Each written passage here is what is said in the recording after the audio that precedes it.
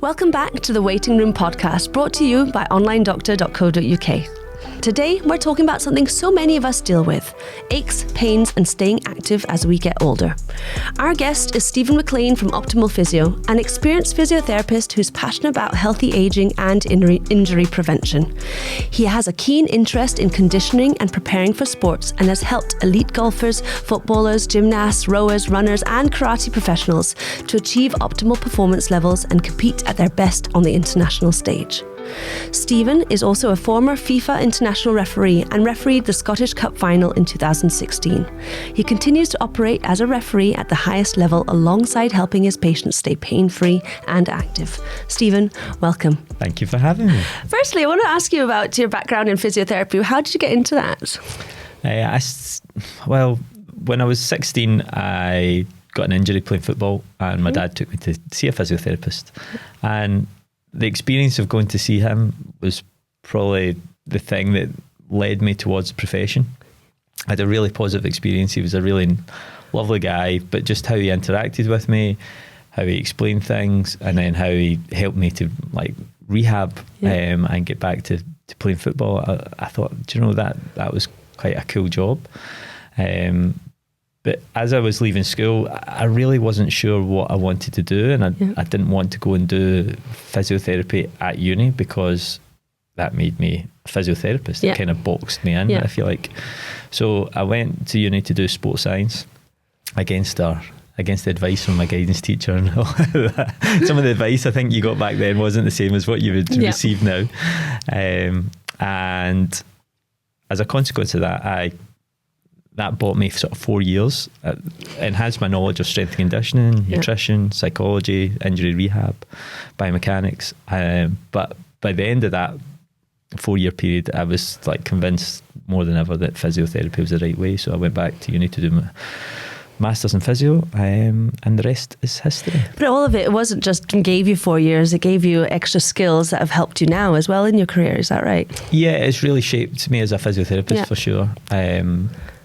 I think the physiotherapy degree, particularly the master's degree, is a 2-year accelerated course, so it's very difficult to then include everything that I feel should be included. And given how diverse physio is, I think the population and the public, and even people going into physio, probably don't appreciate just how diverse it is. What do you mean by that? Well, if you think about every ward on the hospital, there's a physiotherapist on it. So whether you're in stroke, whether you're in cancer, whether you're in spinal injuries, gastro. Whether you're in surgical wards, whether you're in musculoskeletal wards, whether you're dealing with amputees, whether you're dealing with women's health, whether you're dealing with delivering babies, or even outside of the hospital, I presume, and rehab and domiciliary visits, absolutely. So every aspect involved, respiratory, intensive care, and people don't automatically assume there's going to be a physiotherapy in intensive care, but absolutely there is. Infectious diseases, there's all these areas require physios. So when you qualify or when you're doing the course is designed to put you into that environment. And it's therefore really quite broad. Whereas I knew I wanted to go ultimately into musculoskeletal physio. But what they can't do or don't do is they don't then teach you properly about strength and conditioning principles, exercise prescription, nutrition, how the psychology of injury rehab, the psychology of human behaviour, and I think that's what then you have to learn when you start to specialise. And that'll be the same, you don't get taught everything you need to know about stroke or neurological rehab, and if you want to go into that, then you have to then specialise and upgrade your skills. And so do you specialise after your training in physio afterwards? I think it must be very similar to medicine then. They're so broad in medicine, and then you can't learn absolutely everything, but you get a bit of exposure of a little bit of everything, and then you specialise.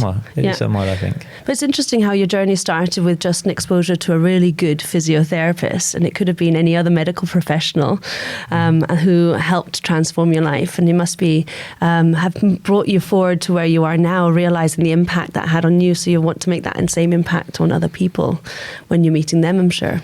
Yeah, it does make you reflect that when you interact with young people, particularly at that stage of their life, whether it's sort of 15, 16, 17, and they're starting to really seriously consider their options and what they're passionate about and what direction they want to take their life in, then I think you can make real positive change and positive impression in people. And I think we've got to be conscious of that. Yeah. So part of it was obviously having a great experience, but also it's also wanting to help people, I think, was a big part of why you've decided to get into physiotherapy. What is the main driver of wanting to help people? Oh, what's the main driver? That's a very good question. Or what inspired you to kind of focus on injury prevention and healthy aging and helping people in that form? I suppose, like, there's two parts to that. I think one is, like, as a person, I am motivated by helping others. So, like that, I get a real good kick and reward from like seeing the change in people. So if you take somebody at the start of treatment and the person you met when they're in pain and they're anxious and they're stressed and they're uncomfortable and they're not sleeping and they're a wee bit grumpy and crabbit and not doing the things they like to do, and then you take them all the way through that and then back into doing the things they love, and you see them smiling and laughing and joking, you get to see the real person and how grateful they are and some of the things they say, like that feedback is really rewarding. And like, I appreciate like words, I suppose, like that, if you like. So I find that really rewarding. So then following on from that, then it's like, okay, if that's what I enjoy, like who do then I enjoy actually working with? And when I started in private practice, like at first I started trying to treat everybody, because it's like I'm open and like I want business and like I want to help people and like if you've got an issue, come see me. But I think over time you start to refine who you actually enjoy working with and who you feel you can make the biggest difference and the biggest impact for. And that certainly led me towards the group then that I serve, like people who are active over 40 who take a bit of personal responsibility for their own life already, and just are looking to enhance what they do and also get back to doing what they want to do, but they're committed and they're going to actually implement the things we actually ask of them. And makes your job a bit easier as well. It much easier and much more enjoyable. Because they're much more likely to get the success as a consequence. But also, I think when you hone in who you really want to get inspired by helping as well, they feel that too. Sometimes it feels as a business person that you're narrowing down who you're going to be able to actually serve, but actually you're able to find your people and they can find you as well. And I'm sure you feel that in your clinic as well. And you're able to get the reward of people who are actively helping themselves in the process, and you can just help them on that journey. Yeah, and it also guides and shapes like your continuous professional development. It guides like what you learn about, and then that again fuels your passion a little bit more. And I think that whole cycle then sort of becomes like self-fulfilling. Absolutely. And as a consequence of that, then you can better serve that population. 100%. And the whole thing rolls on from there. So for me, they're a great group to work with, and we're very fortunate that we've got wonderful clients. You can see the passion when you talk about it. Alongside all of that, obviously, you've had a role as a Scottish referee. Tell us how that came about and how that kind of integrates with the work that you're able to provide in your clinic as well. Well, it started when I was 16. It was my dad's idea. My dad was a professional footballer and then went into coaching. And at 16, as most others do, all my mates were getting jobs, and getting jobs in Asda or other supermarkets are available. Stacking shelves and working in shops. And the long hours that they were doing didn't really appeal to me. I wonder why. And the nature of the job didn't really appeal to me. So my dad had, as a coach, was paying the referees, and he was saying, well, why don't you do your referee badge? And maybe you can referee a couple of games on a Saturday morning, go play yourself for your own team in the afternoon, and then do another couple of games on a Sunday or during the week. And instead of doing a proper job, I would just referee a few games of youth football and enjoy it and get paid for it and help the boys at the club as well, the younger guys. So it was really for that. There was a little bit of a financial incentive initially, but also I love football and wanted to be involved in football, and then from there it spiralled out of control. So if anybody's upset at me, you can blame my dad. Because football's quite big in the family, isn't it? A few others became players and you decided that wasn't the path for you, is that right? Well, I'm sure other people decided that was the path for me. I wasn't quite as good as my dad and my brother, but okay. The opportunity came for me to take refereeing to another level. Yeah. That was the direction that I chose to go in. My mates at the time were a little bit, how would you put it? They were surprised at my choices, my life choices. Okay, fair enough. Because they were like, why would you want to referee? Why would you want to put yourself out there? Put yourself into that position, get shouted at, and do the like the semi-professionals, the juniors, or the amateurs, for instance. And it was where it's a harsh environment, particularly when you're there by yourself as a 17, 18-year-old like kid, really. But I could see that there was opportunities there. I had a lot of support from the refereeing world at that time, in the local Glasgow Association, and other referees who were further on. They gave me a huge amount of support, and that encouraged me to like stick with it through those difficult first few years. At that age, it must be pretty tough to have to put up with all of that, but to have that support must be incredible. Yeah, I actually think that's one of the toughest periods for any like young aspiring referee, because you don't have the skills. You don't have the life skills, but you don't have the actual refereeing skills, so you're still learning. And you have adults, and you've got to make judgments, and you've got to make big decisions, and you've got adults shouting at you over a youth football game because you've upset their boy or girl. But obviously, all of that would have given you some skills that I'm sure you've applied to your clinic today. Is there anything that you've taken from your experience as a referee into your clinic today? Two things. One would be how you interact with people. I think that's really, really important, how you communicate with people. And I think as a clinician, we're naturally very good at like empathy, but you've got to appreciate that you could be dealing with completely different characters. So some people need like a little bit of encouragement. Yeah, and some people need a little bit telling off, maybe. Tough love. Yeah. Fair enough. And having definitely do that. Having the confidence to do that is definitely probably came from refereeing and how I've developed the confidence to interact with people and have those difficult conversations. It's definitely helped me. And the second part is resilience. Like particularly running a business is certainly not easy. And when I started in the clinic as a solo practitioner, it's much easier. But as you then sort of grow, evolve, and start becoming an employer and have so many different moving parts, then things don't go to plan and things don't work out the way you'd expect them to. Then like there's huge challenges come along that really test your resolve. E.g. COVID.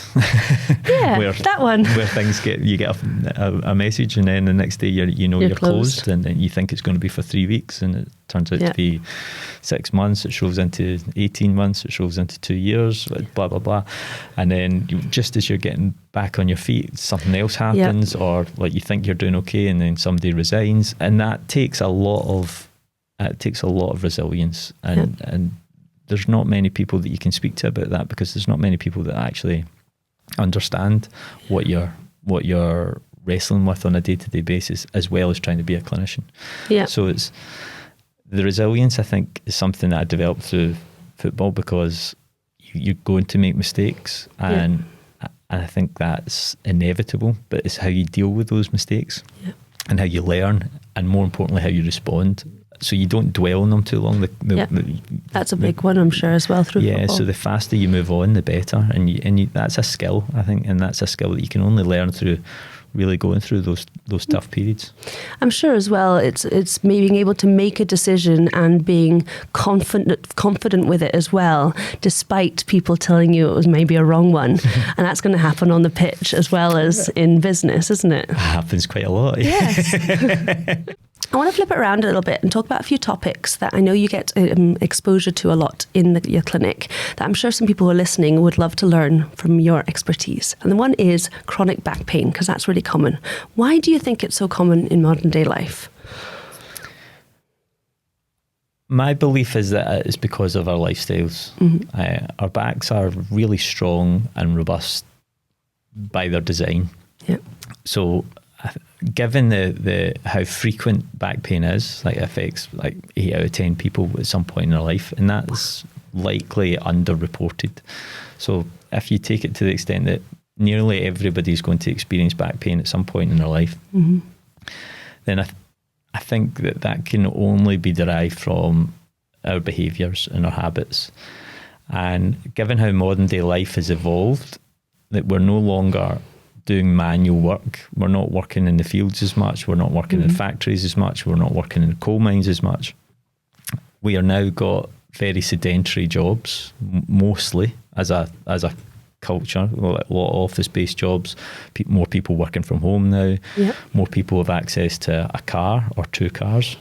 So they're not getting the bus or the train as much. You can see the numbers are declining in terms of people using public transport.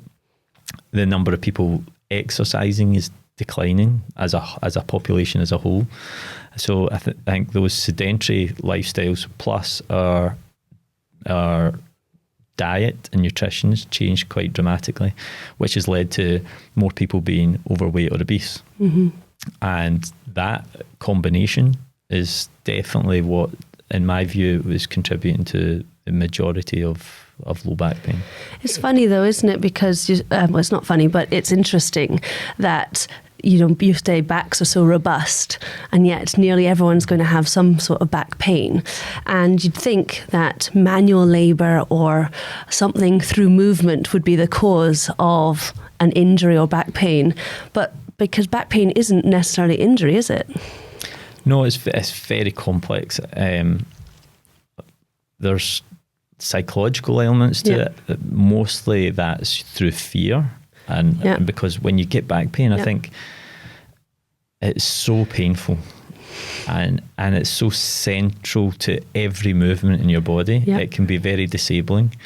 It can be really, really intense, and it's completely different to like just a muscle injury, where I think most of us, certainly in the UK, we're reluctant to ask for help. So we're very good at like getting the head down and just getting on with things and putting up with a little bit of aches and pain and a little bit of discomfort. And that then evolves over a period of time until something actually happens, whether it is a very simple movement like brushing your teeth or bending over to pick something up or sneezing. Yep. And then we feel something really quite extreme. And that is frightening, because then people will assume that they've done nothing to contribute towards the pain. There wasn't a clear mechanism of injury. It wasn't like lifting up a heavy weight. It wasn't a traumatic fall or a traumatic car accident or something they of still that think nature. There's damage to that, because there's fear when you get that pain. So a lot of, I think, people walk around, if they suddenly get back pain, they think there's something damaged. Yes, and I think that's understandable, because as children we are educated that every time we get pain is because of usually a fall or like, and that's completely normal, like particularly for that age group and that population.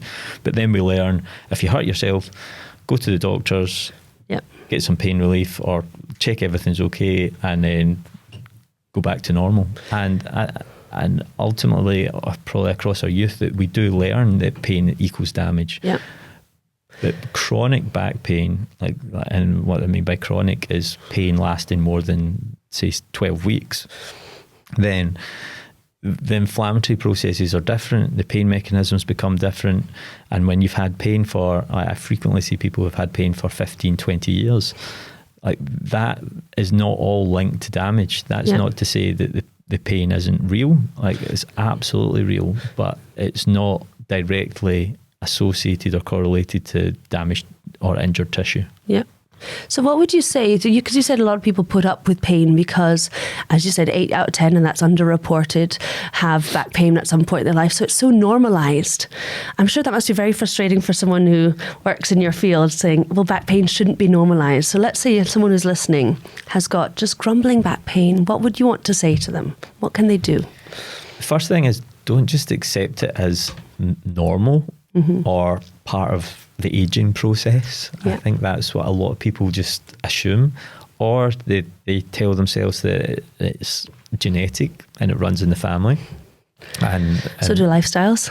Lifestyles run in the family. Yeah, habits run in the family. Yeah. That's ultimately what the reality is.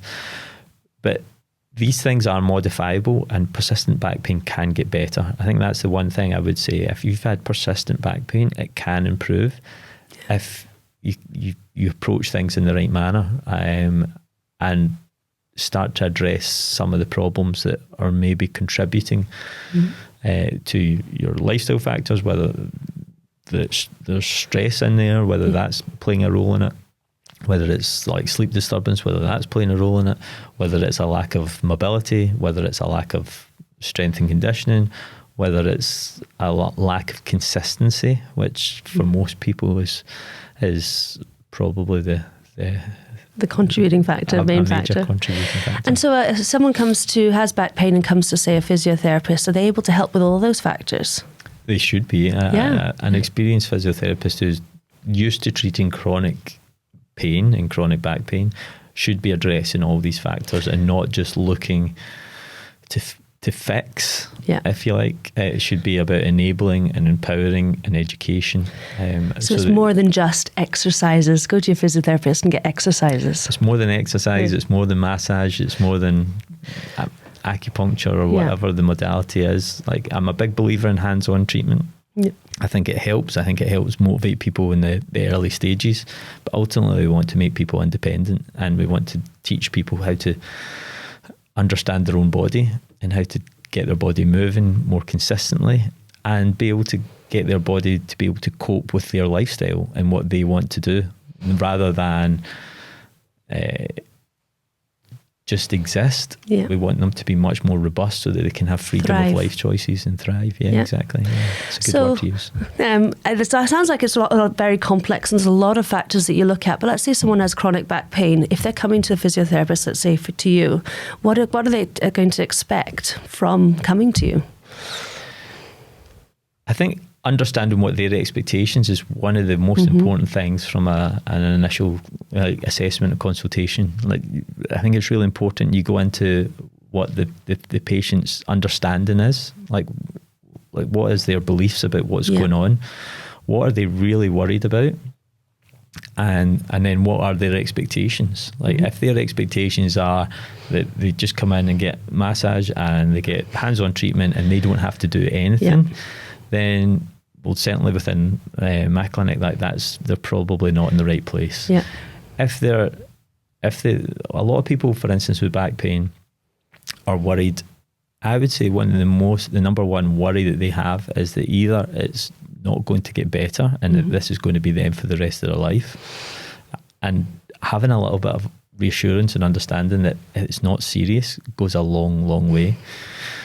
The second thing is probably that they are worried about it being something really serious, namely cancer. Because particularly in the population I see who are 40, 50, 60, they're surrounded by people who have had cancer or know somebody who has had cancer, and that maybe started as a little bit of back pain or whatever. So given the frequency of cancer, when you look at the rates now, 1 in 2 roughly? Yeah, 2 to 2.5, I think, yeah. So the presentation and the frequency in society is something you've got to take into consideration, because if somebody's been speaking to a very close friend or a close family member who's suffered, that other voice in the conversation who's not in the consultation plays a big, big part. So understanding why they're worried about it and then educating them as to why their presentation is not consistent with that is, I think, really powerful. Yep. And once you've removed those barriers to treatment, then the fear of making it worse becomes less. So then, therefore, the adherence to doing what actually needs to happen becomes better. You've also brought down their cortisol levels and their stress levels, and then the momentum of change starts to happen. I can 100% attest for that. As someone who had quite significant back pain, but this was me in my 30s, not 40s and 50s. It was so debilitating so quickly. There was a fear that what if something else was going wrong, which made me not move as much, because what if you made it worse? It kept me up at night. What if it was something bad? And this is during COVID, so we had to be virtual physiotherapists. And literally after a few examinations, obviously have to check it's not something worrying, but within a few minutes was able to say, look, I'm not worried. This isn't something worrying. Let's get you better. Those words made the biggest difference. And just then being able to start moving, and then obviously having the motivation, right, I will get, even the knowing I will get better if we obviously are proactive and follow and be consistent with everything. And the change of that was huge. But just those words, so it just made me realize that this physiotherapist isn't, as you said, just for exercises. It's taking that weight, finding out what are you worried about, taking that weight off your shoulders, and just giving that reassurance you will get better can be a massive difference for someone who has chronic back pain or back pain in general. Yeah, it can't be underestimated. I think what you've got to remember is we treat people with back pain, or we treat people with knee pain. We don't just treat back pain. Yeah. Because otherwise it would just be a recipe and we'd do the same thing every time. And that's, like, the evidence is clear, that's not the best way to go forward. You've got to be able to treat the person that's in front of you. Yeah. And reassurance plays such a big part in that, because the psychological part of pain and rehab is huge. And fear avoidance usually then will lead to deconditioning, to weakness, to stiffness, to more pain, more discomfort, more fear. And I think that's where, as clinicians, we've got to be very responsible with our words and choose words that don't recklessly incite more fear. And I think, unfortunately, I don't think that happens across all allied health professions at the moment, but I think we're moving in that direction. I think you've already demonstrated how much responsibility we have to teenagers who might be thinking of their career, to our patients, but we truly do. And I think it's so important to recognise that and talk about it, so those who are healthcare professionals who listen to this also recognise their role in that as well. So we've talked about how as we age, we shouldn't be expecting back pain. That's not a normal part of aging. But there must be some changes that happen to our joints and our muscles and everything in general as we get older. What sort of things are people expected to experience as they get older? Well, I think our body goes through a number of different changes as we age, and males and females, for instance, age differently. Like, I think that's in what way? I'm curious. Well, males don't go through a menopause. That'd be one fairly major change.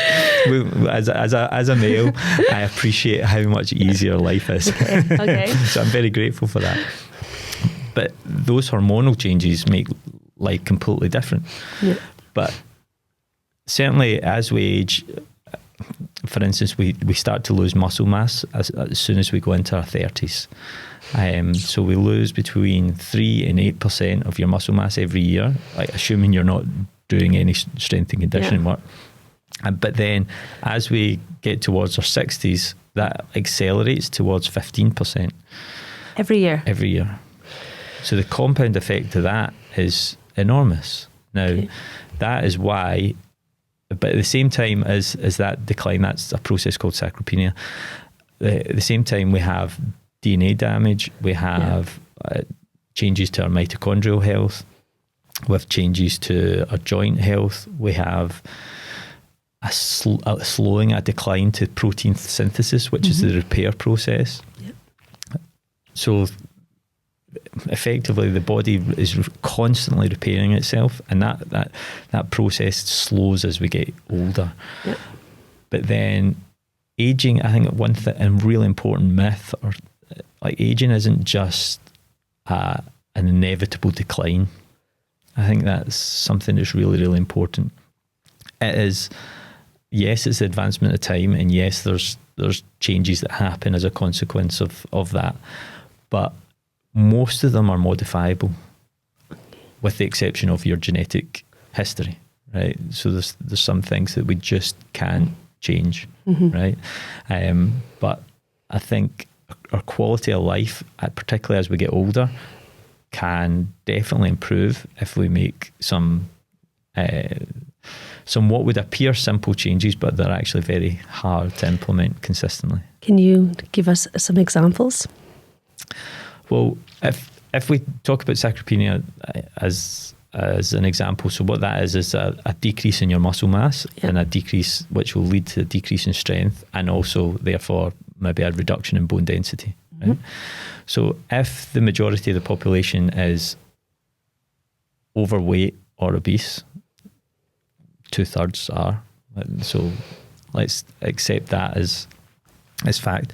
How do we change and we know the direct correlation between that and then diabetes, and then the correlation between that and your comorbidities that come as a consequence of that. So if we want to reverse that, then we really need to start considering how do we build more muscle, and what are the key components of that. So we need to, there's two things. One, you have to be doing strength and conditioning. Yep. And you have to be doing that like twice a week, and it has to be heavy, and it has to be progressive, and it has to overload you. Okay. Right?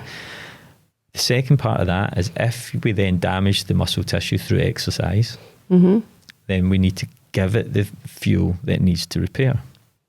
So then therefore we need to give it enough protein to be able to, and if our protein synthesis slows as we get older, then it's really important that we do take in enough protein.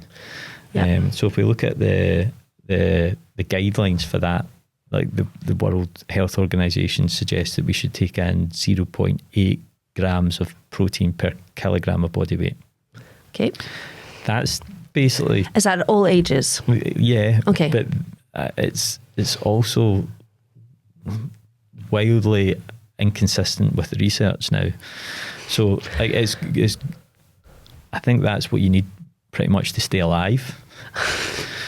Okay, but it's not what you need to use your word earlier on, to thrive. Thrive, yeah. Right. If you're doing strength and conditioning exercise, then really you've got to be taking somewhere between 1.3 and 2.2 grams per kilogram of body weight. So I would encourage people to... So if you aim for 1.5 or even 2, if you go to as much as 2. But basically what we're saying is you can take 2 to 3 times almost what the World Health Organization recommendation And would that increase as you get older? Because one of the things you just mentioned was our muscle repair slows down. So obviously if we're doing strength training and loading, there's damage. As we get older, do we have to adapt how we do our strength training because our repair is going to be a bit different? And maybe do we need more protein because our protein synthesis is slower? Is there any changes that you think people should be making as they progress? I think very simply, I think it would be if we could just get everybody up to about 1.5 grams and doing the strength training 2 to 3 times a week, and we kept it simple and we didn't make it too complicated for people. Because I think when we start talking about strength training, particularly for the older population, they get intimidated by it and then overwhelmed. And then they go online and there's so much information and it probably creates more overwhelm. And then there's also the fear of injury. That then comes with lifting something. But if you, when we talk about exercises, like I'm a big fan of squats, I'm a big fan of deadlifts, but if you think about the quality of life somebody wants to have, and you think about somebody who's maybe 65, 70, going into retirement, and they want to enjoy their retirement, and they want to go on holidays and enjoy a wee bit of time in the sun and relax and live a little.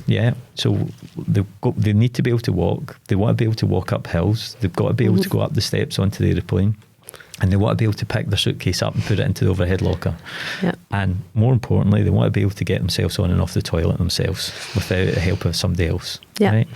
So getting yourself out of a chair is a squat. Picking something off the floor is a clean and press.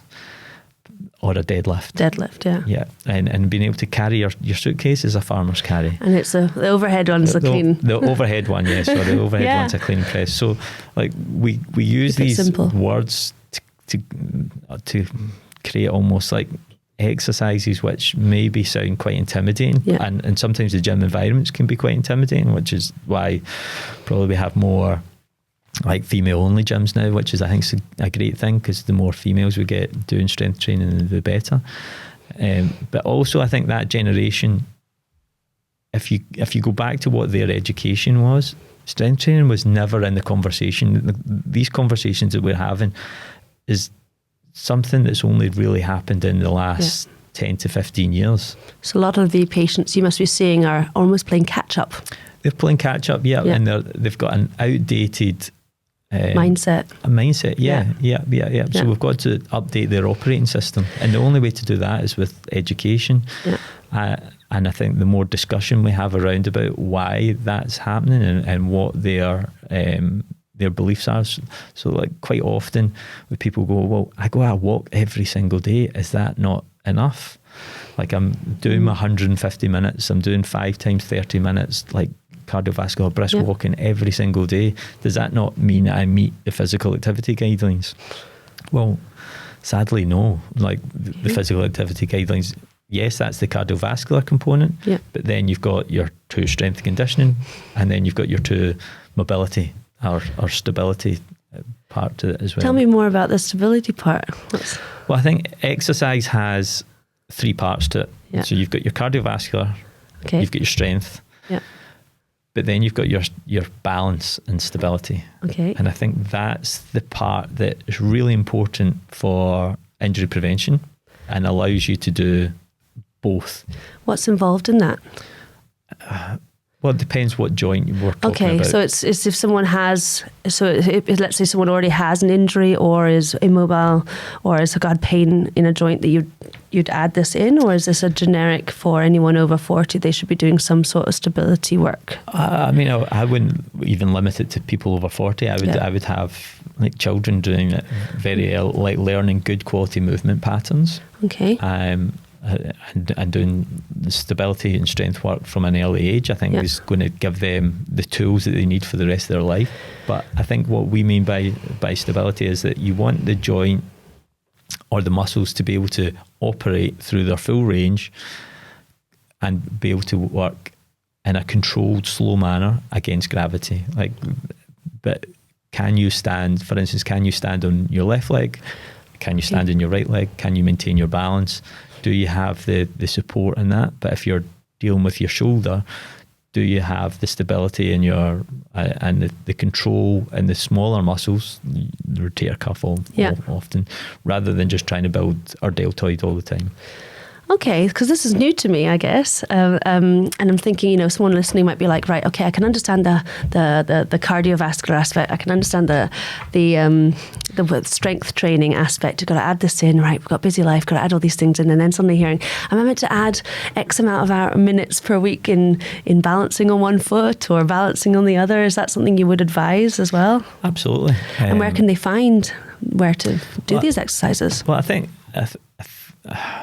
that's why there's exercises such as Pilates and yoga, they exist. They're good ones. Because they're perfect examples of that, and they are working on these sort of smaller muscle groups which help with providing the platform to be able to then push or pull and do the bigger, more compound movements, which the compound movements, when you're using multi-joint, multi-muscle movements, are by far the best use of your time and energy. So that makes more. I got my head around it a little bit more. So it's a variety of different things is what's going to keep you thriving for longer. Yeah, because ultimately the body adapts to the forces that we place upon it. Yeah.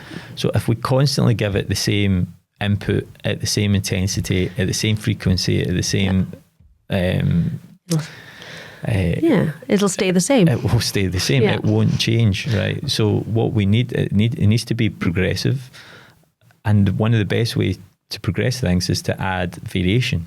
So if you add variation, then you're going to stimulate the muscle and the nervous system in a different way, and that will shock and surprise the body so it doesn't know what's coming next. Yeah. And then ultimately then you can introduce a little bit of rest every couple of months, which I think is really, really important, so that then you can periodise your training so that you don't reach the status where they're then overtraining or potentially lead towards more injury. So we talked about muscles and how they change as we get older, but what about the joints and bones and so forth? Well, osteoarthritis is one of the most common changes that happen to people over 50 as they get older. And a lot of people think that osteoarthritis is inevitable or is a change which results in sort of bone-on-bone contact, and then therefore the only intervention is a surgical replacement. Yeah. What arthritis actually is when the surface of the joint starts to change, and as a result of the healing process, we get a little bit of inflammation, it gets a little bit damaged, and becomes a little irregular. Mm-hmm. But it responds well to load. Okay. So exercise is one of the most important things, because it then exposes the joint to more load, more compression, and it helps clear out the dead cells and expose it to stimulus, which then promotes healing and the body's adaptation to load. Yeah, which is the adaptation to load is more strength in the bone itself, isn't it? Yeah. So the bone will adapt the same way that muscle will adapt to strength, but the bone will make slightly different changes to the collagen and the cartilage. I think a lot of people don't know that. They can obviously visualize if you put strain on muscles, they will get bigger. But I don't think a lot of people realize if you put strain on bone, it will also get bigger. It'll get stronger. Yeah. And there's the inflammation side of things as well, which happens as a consequence of that. But I think that's where nutrition becomes really important with treating osteoarthritis as well. And if we can reduce sugar, and if we can reduce how much inflammation we have in the joint through how much systemic inflammation we have in the body, then the joint can be much healthier. We can give the joint enough hydration so it functions. It's 80% water. And if we can give it the key nutrients and the key stimulus to recover, then we can improve its function and its quality of movement and reduce the pain. So therefore, albeit we're not changing the underlying pathology, we can improve the performance of the joint to therefore not require or reduce most surgical intervention, particularly those who are in the mild to moderate category. The ones that are in the advanced category, it's a bit more difficult. Yeah. But in the mild to moderate ones, I think that's really important. I think one of the things with osteoarthritis then there is people naturally then assume that it's a wear and tear type condition. Yeah, that's what most people think.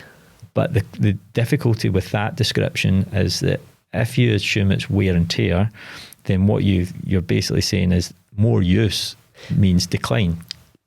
I've even thought that, and I'm a medical, but obviously I've never worked really in bones or in physio and so forth. That's not ever been my field. So I've even thought that. So what would you say to people who think it is wear and tear and more use would be more detrimental? Well, I think we've got to really understand what is going on at a cellular level. Mm-hmm. But secondly, what impact is that phrase going to have on the person that we are presenting that to or telling that to? So if you tell somebody that their joint is wearing out and it's a wear and tear issue, then the consequence of telling them that is that they're going to avoid using that joint and not moving that joint and maybe reducing all weight-bearing activity on that joint. Yep. And if you do that, you're going to decrease the bone health. Yep. You're going to decrease how much exercise they're going to do. You're going to decrease muscle mass. Yeah. You're going to decrease, but most importantly, you're going to reduce the amount of nutrients to that joint.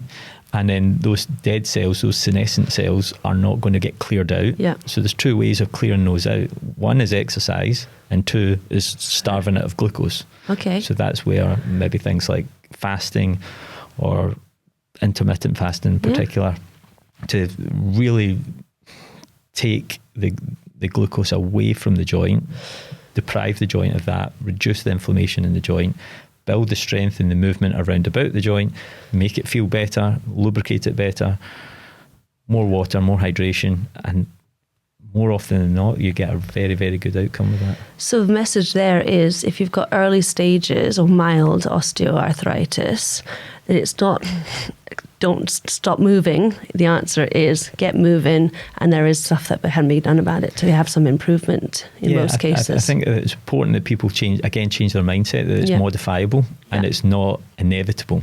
Yeah. And if we move from that perspective, then we can do things that are going to improve your quality of life. There was a really interesting study done, like for instance, osteoarthritis in the knee is very common. Yeah.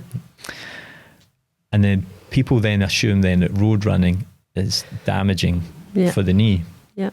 So there's a really, really great study, and it showed that you had 3 groups of people who are more likely to get osteoarthritis in the knee. The recreational runner who goes out and runs in the concrete all the time, the sedentary person who doesn't do any exercise, so therefore doesn't wear and tear their joint more, or the elite athlete who trains intensely.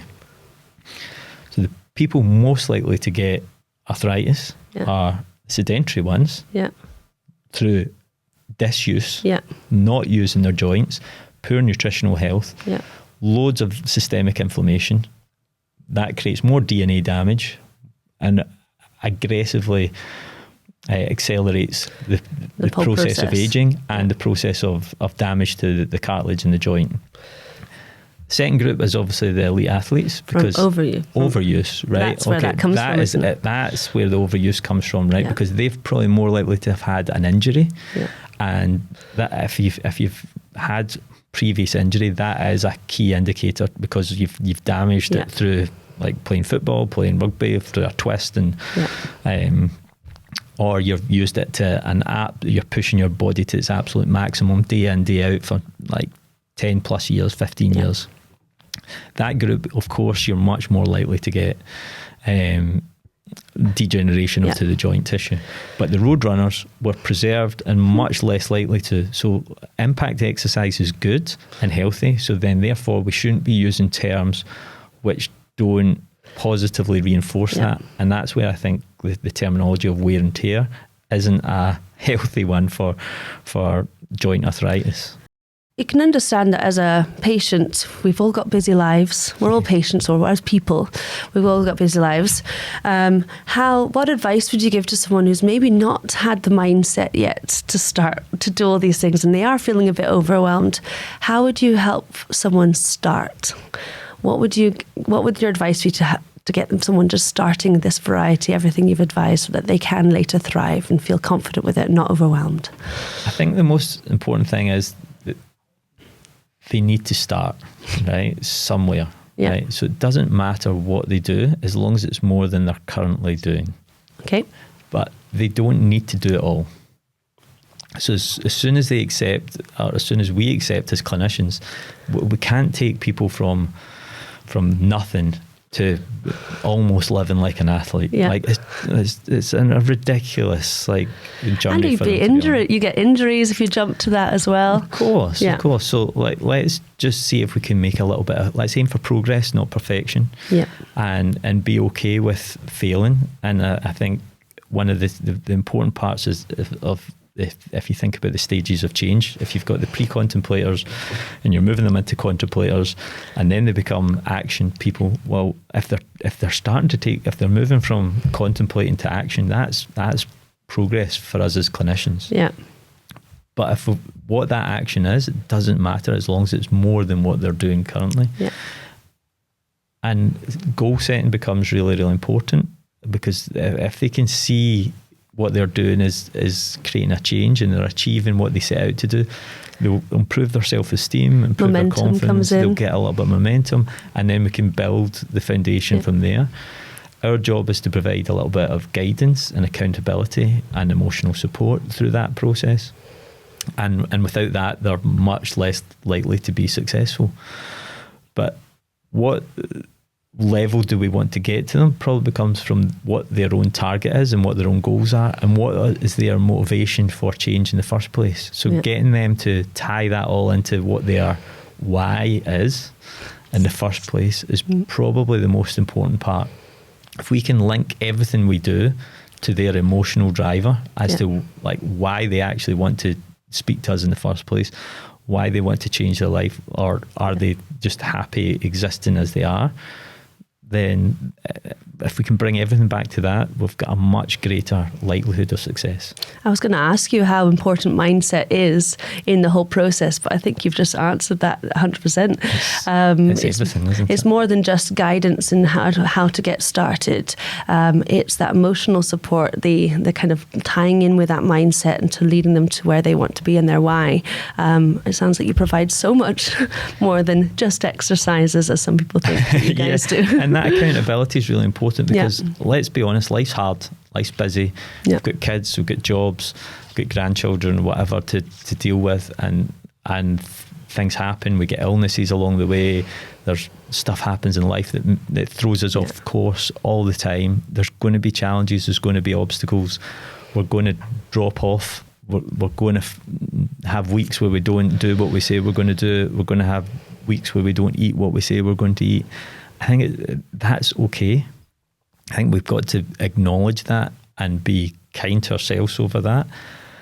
But what's important is not that we go off track, because everybody goes off track. Yeah, it's really, of course, correct. How quickly can you get back on track? Yeah. And not making one mistake lead to another, which leads to another. So like the classic is, for instance, like, you know, the second order consequence of a night out, right? So you go for a few beers with your mate and you get a little bit hungover. The kebab. And then you end up eating not maybe the best food. Yeah. Your sleep's then disrupted. Yeah. The next day you're tired. Yeah. You don't exercise. You don't exercise. Consequence of being tired, more caffeine and more sugar. You don't exercise. Do you then go to sleep and then start again the next day, or do you then, I've lost 2 days, I've lost 3 days, might as well have another beer, and then before the next night out comes round, and then the cycle continues. And it's actually being able to have that conversation with people you work with to say that that's actually normal and that's okay. That it's not okay, but it happens. Can we flip it around so that we have a different approach next time? That night goes out. Yeah, I think it's an awareness of what is the second order consequences of your choices. Like it's not to say like don't have nights out or don't have any alcohol or don't go and enjoy a glass of wine with a meal or anything like that. Yeah. It's not about that. It's just understanding what is the second order consequence, and then how can I make the next decision a better decision. Yeah. So we talked about strength training being a really important part of someone's weekly routine, really important part of prevention as we get older, and muscle retention. But not everyone has a gym membership. So for anyone who wants to be able to do some of that at home, how can they do that?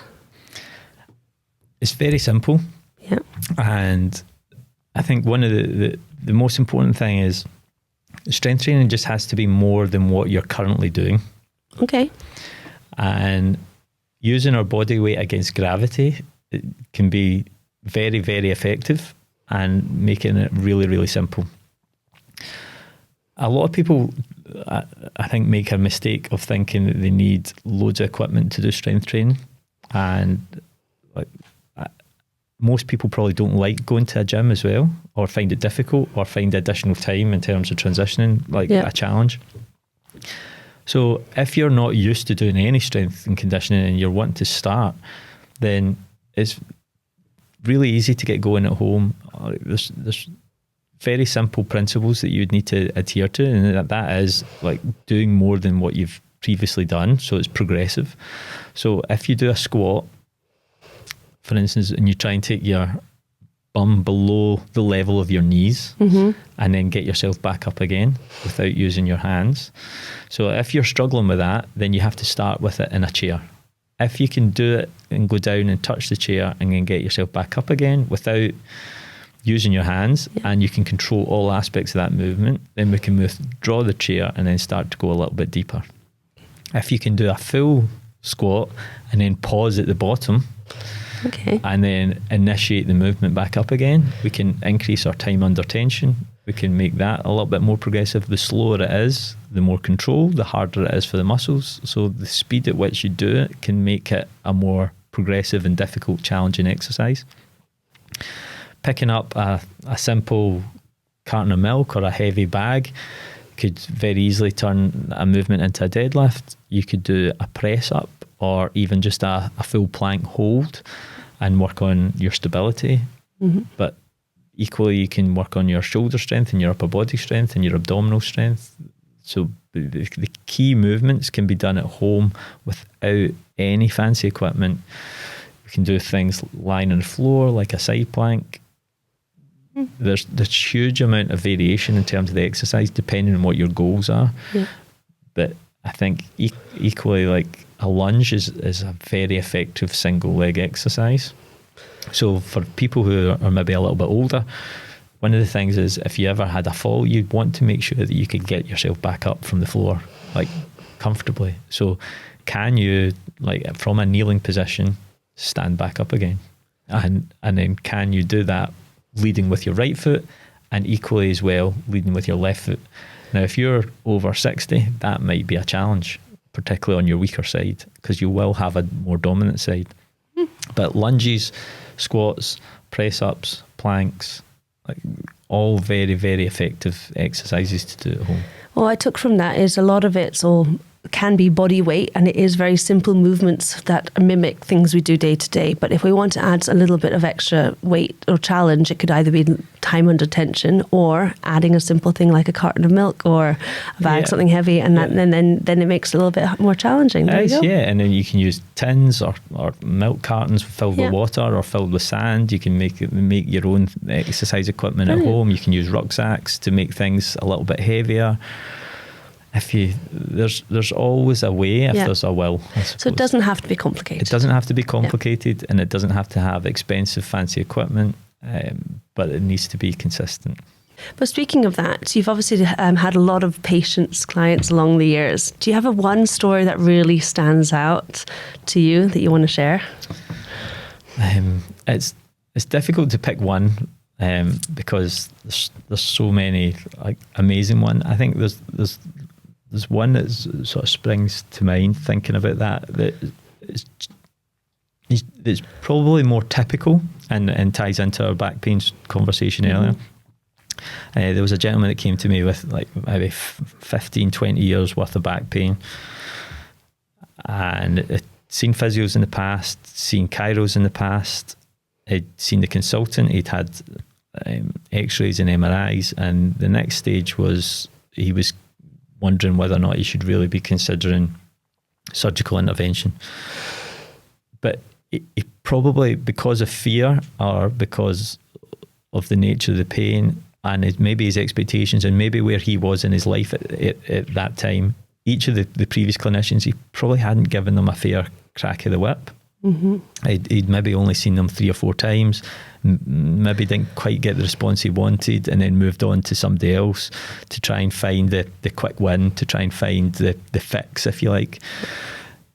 He then came to see me at almost like the last roll of the dice before deciding whether or not to go for surgery, and we had a very, very open, difficult conversation about like there's no point coming for 3 or 4 sessions. Like if you've had it for this length of time, we need to address things properly. There's going to be bumps in the road. There's going to be flare-ups along the way. All cards on the table. This is what I would expect to happen. This is the process. Are you on board for that, or do you? Because if you're not on board for that, then really there's no point. He committed fully, and I think that was maybe the one thing that was different to the previous interventions. And we had a couple of flare-ups. We worked through a 6-8 month rehab plan of graded incremental progress, and we'd gone back playing golf, and he hadn't played golf in like 5 years at the time. We restored his quality of life, restored his confidence in his body, his confidence in his back. He could play with his children again. And Gave his life back. And he got his life back, yeah. And I saw a completely different person as a consequence of that. And actually, we've ended up becoming quite good friends. His kids are at the same school as mine. So, and we went for a game of golf again last week. So we went a game of golf every year to celebrate his recovery. Oh, that's brilliant. And it's quite a nice story, but like that, he's just one example of to have seen the whole journey as well. But do you think what made you different was probably because you had the hard conversation and you went through his ideas, concerns, expectations, and maybe not everyone's doing that, so it's easy because a patient might not feel heard, or they have a worry but they haven't been able to voice it, and what the person's saying is they're going to do is disconnected, so they think, well, I might as well not try. Do you think that ever happens? Maybe. I think I often think it's the fear of making things worse that stops people from moving forward, or a lack of confidence in the person that they're speaking to. Yeah. And maybe I don't for one second think I'm a better clinician than other people. Yeah. I don't think their intervention or exercise selection is any better. Maybe it would be a question for him probably more than anybody else, but I think from listening to what patients say, I think it's the confidence in us to be able to resolve that, and maybe the openness of like being really clear and transparent as to what the process is. Yeah. Because I think historically, physios are very good at, or the industry has been very led by how quickly can we get you better, or how quickly can we get you independent. And what that has led to is like, well, okay, we'll assess you at the next session and we'll see how it goes. The next session, see how it goes. Next session, we'll see how it goes. Okay, good, we're making progress, but we'll see you at the next session and we'll see how it goes. But as a patient, seeing how it goes doesn't feel very like everything's in hand. Yes. Everything's under control and I'm where I should be. But as a therapist, if I'm saying to a patient, I'll see how it goes, and I'm expecting the rehab to be 6 months, but they're thinking in their head, I'm expecting it to be 6 weeks. Yeah. Well, we've got a major discrepancy, because once we hit that 6 week marker and I'm still saying I'll see how it goes, then they're going to really lose confidence in me or interest in me. Whereas, for instance, if it was an ACL injury or an Achilles rupture, and everybody's maybe a lot more aware that the recovery is a year, then there's the buy-in that it's going to be a year, and like, okay, we don't need to have that conversation. But with back pain, I don't think we have those conversations. I think it's an important conversation to have, no matter where you are in the medical field, that you have to be on the same page. And I think a lot of patients sometimes get, I mean, you know, we all meet people. It doesn't mean that one of us is better clinician or whatever, but we all have patients who've come to us, and it's clear that they just were on a different page with another clinician that they saw, and that's why they moved on. And rather than getting to the same page first, and therefore able to engage fully with a treatment plan. Yeah, I mean, I think you probably see that a lot, particularly with consultants, and it's not anything against consultants, it's just that their time pressures are so much that the appointment times, and GPs as well, like GPs have like 10 minutes if they're lucky with a patient. It's probably 7 or 5 in reality. Yeah, the NHS GPs, yeah. So if you have 5 or 7 minutes with a patient, what can you realistically achieve? Or if you've got 10 minutes as a consultant, what can you realistically achieve in terms of explaining all the risk profiles, doing what you need to do as well to prepare somebody for whether they're going for a hip replacement or a knee replacement? Yeah. Do they then really explain to them, okay, this is the rehab that's going to be involved, this is the length of time it's going to take to recover? Or do they just tell them, oh, you'll be back walking or back driving within a sort of 3 month time frame? There's not enough. I don't think people really appreciate just how big some of those operations and procedures actually are and what's involved with them. But again, that comes down to, I think, time pressures and not poor clinicians. It's just the system. But there's obviously, so you obviously have a little bit more time being in private physiotherapy. Yeah. But speaking of that, you've got your clinic, Optimal Physio. How do patients, if they want to come and see you, how do they find you? Where are you? We have a clinic in Clarkston, which is in the south side of Glasgow, and we have a clinic in Largs, which is in North Ayrshire. Optimalphysio.co.uk is where you can seek us out. We've got loads of sort of free information that's downloadable on the website, because we appreciate not everybody can afford private healthcare.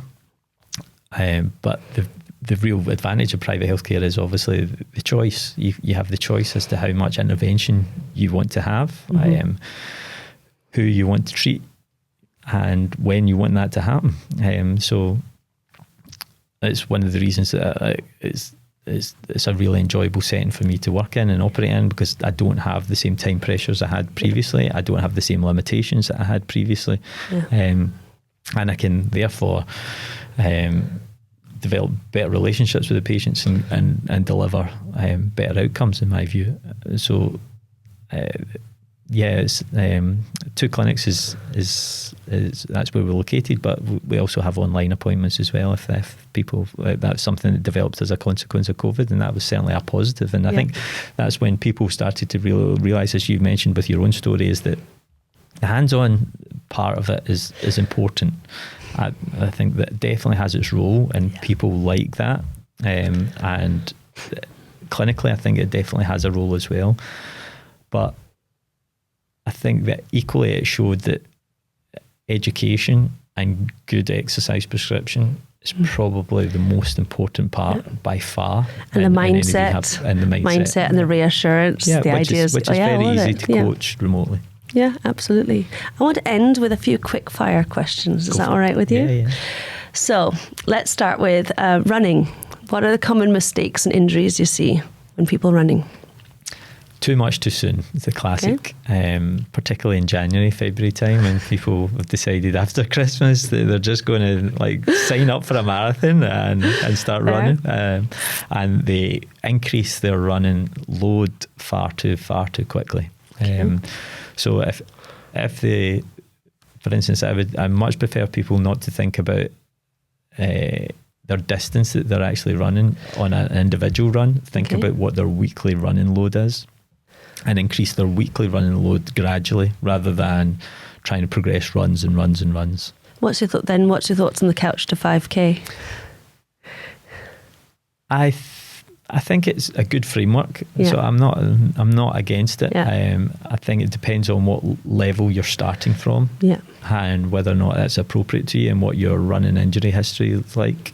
I think everybody's just got to start gradually and build up based on their own level. I think if they build their foundation, it's much better to build a really strong foundation before you start to introduce any sort of high intensity and speed work. But building your capacity then is, if you're going to if you're going to get involved in marathons or half marathons, then it's an endurance event, and you've got to learn how to endure effectively. Yes. Okay. Second question. What's one myth about back pain you wish would disappear? That you need a scan or an x-ray to find out what's going on. Fair. Okay. I think this is going to be a difficult one for you, but what's your favourite exercise that you love to recommend to people? I'm going to start by saying I don't think there is one perfect exercise. I don't think there's one good exercise, and I don't think any exercises are bad as well. So I don't think exercises are neither good nor bad. But if I was to pick one, I would pick a squat. Okay. I thought you were going to talk about earlier, where it's about planning your holiday. So can you squat? Can you deadlift? Can you clean press? So I thought the best exercise is going on more holidays. Well, I like that. Then you get a bit of everything. Yes. You pick up your suitcase, you do everything, then you got it all. Yeah, and then you get a wee bit of walking, you get a wee bit of swimming, you get a wee bit of relaxation. Some more holidays and we're all sorted. Absolutely. How do you like to stay active yourself? Well, I'm still active as a referee, so I do 2 or 3 run sessions a week. I do 2 or 3 strength and conditioning sessions a week, and I try and do a little bit of stretching as well in amongst all that. So you follow your own advice? I try my very, very best to lead by example, because I think as healthcare clinicians or practitioners, health promotion is something that I think is our responsibility, and therefore got to lead by example. And I think if people see us doing that, then we can make a significant change to people. For instance, like if the population as a whole is getting older and getting more overweight. So like I think there was a stat I think I read the other day that was since 1965, the number of people over the age of 65 has doubled. Wow, exactly, right. And that's only going to increase further between now and 2050. Yep. So we're going to become an older society, and at the same time we've got 2/3 of people who are overweight or obese. That's not a great combination. So we need to address that and start working more on prevention rather than reactive cures. And if as a clinician that we can't play our part by taking personal responsibility for ourselves, how can we expect our clients to adhere to advice if we are not sticking to it ourselves? They won't believe that you believe it. Correct, yes. And you can inspire them by demonstrating in your own life how you're thriving because of your following your own advice. And hopefully that in itself can also inspire your patients and the people around you to follow that advice as well. Yeah, I love that. One last quickfire question is, worst advice that you've heard about being or going to the physiotherapist? Worst advice. I think the worst advice is that you expect it to be painful. Okay. Because I think a lot of people dread going to see a physio because they think it's going to be painful. It shouldn't be painful. It really shouldn't. It should be. It should help you. It should help reduce the pain initially, for sure. There's conditions where we have to work into discomfort. And then there's sometimes, when we're getting moving, initially you're going to get a little bit of muscle soreness, or we're going to get a little bit of joint aches and pains as a consequence of starting to get things going. But that's not inevitable, because again, if people come in and they're worried it's going to be getting more painful rather than less painful, then they're not going to want to come. No. And I think we want people to come and see physios and doctors and seek healthcare intervention earlier, because the earlier we get the intervention, the easier it is to resolve the issue or treat problem. Like treating somebody with back pain who comes to see you and they've only had it for 6 weeks is much easier than treating somebody who's had it for 15 years.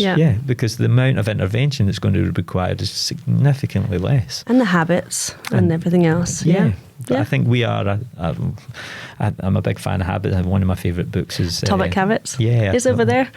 There it is. It is, there it is. It's one of my absolute favourites. Fantastic. And we use a lot of the principles in that, like when we're trying to develop new habits, like habit stacking and tagging things onto pre-existing habits.